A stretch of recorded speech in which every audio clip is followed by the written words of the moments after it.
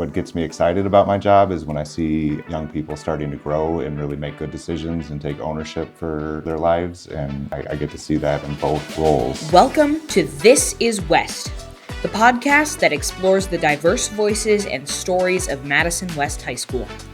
Each episode, we dive into the experiences of students and staff, uncovering what makes our community vibrant, unique, and inspiring.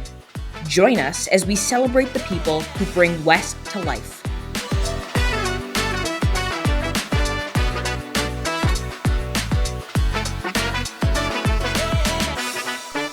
Welcome, everyone. I'm Zen Anita.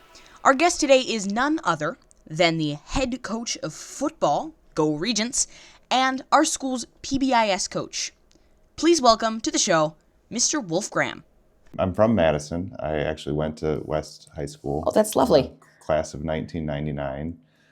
Then after college, I came back to Madison and taught at Leopold Elementary, mostly at Leopold Elementary School for nearly 20 years.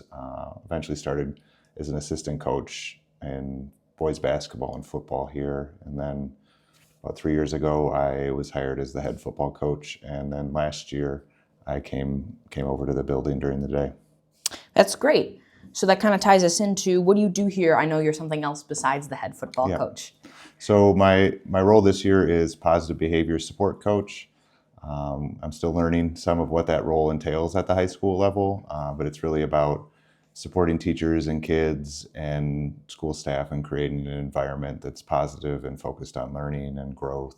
Side note, we record these episodes about 2 to 4 weeks before they release. So you'll hear Mr. Wolfgram talking about a few events that have actually already passed. I'm really it's my first, we're just finishing the first month in the role, so I'm kind of understanding more about it. I'm now part of the school-based leadership team, the climate and culture team, so we're doing, observing and watching and thinking about what are some systems we need to put in place to support kids in doing their best. That's great. And you said you had lots of years of coaching experience. What really got you into the education field? So I actually decided to become a teacher well before I became a coach. I taught for about 2 years before I coached anything. I was actually playing at the old Shell rec center on campus basketball almost every day after school, and one of my buddies from high school started going, and he was coaching football here at the time. He kind of just looped me into it, and I'd always played sports growing up, through high school, through college, and I just really enjoyed it. It's really just another way to create a positive impact for kids and try to be a positive role model. So I'm the head football coach for the program. We have 2 JV teams and the varsity team, so I'm in charge of all 3, but I for sure have the most contact with the varsity kids. What did you start out as your coaching position? So my first coaching position was I was a freshman assistant coach. At that time, Mr. Velasky, who's a FIAD teacher here, was the head football coach.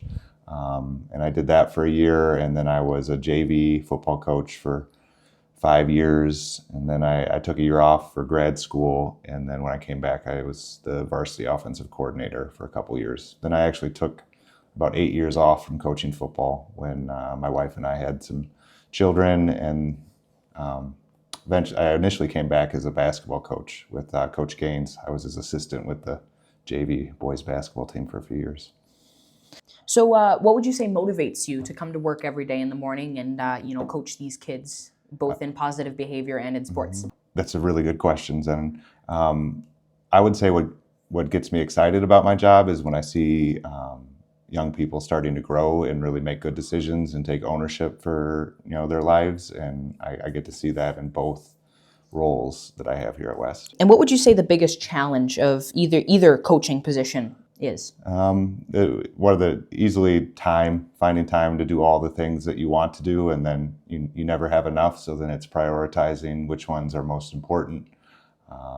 And then the other piece that's always a struggle is not getting too frustrated when things don't go the way you want. Do you do anything special for your athletes who are, looking forward to a career in football or maybe wanting to play in college? So I try to talk to the juniors each season to see which ones of them are interested in pursuing that, and then really want to make sure that they understand the academics that are involved in that, and then usually, unless you have a guy that is being recruited at the top level, like to the Badgers or something like that, the recruitment doesn't usually start until after their junior season.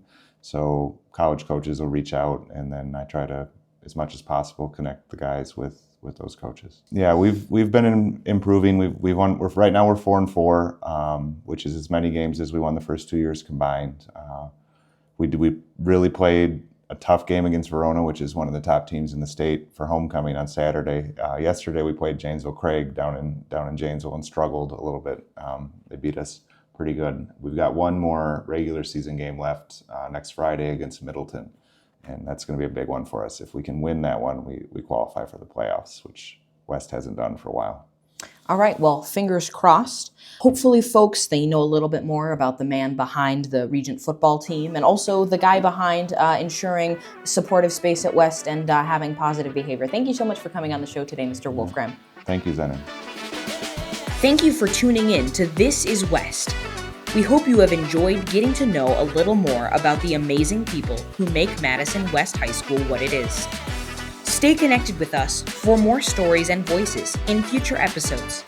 Until next time, remember, each story shapes who we are, and together we create the West community.